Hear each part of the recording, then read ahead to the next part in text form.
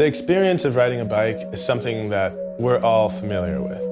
What we're not familiar with is the danger and the driver behind you that can't gauge when you're slowing down.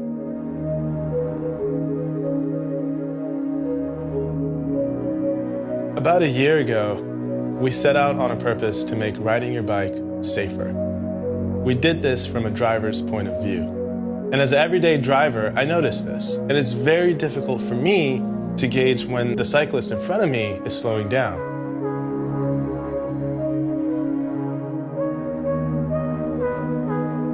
By using multiple accelerometers coupled with smart algorithms, the light goes from a blinking pattern to a full intensity solid.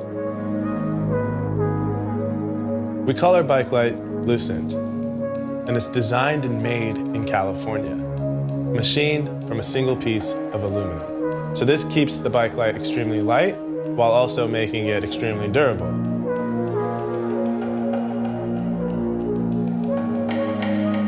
This is where you come in. We already have prototypes in the field being tested so that we can make Lucnt even better. What we need to do now is ramp up production so that we can drop the costs and make urban cycling safer for everyone.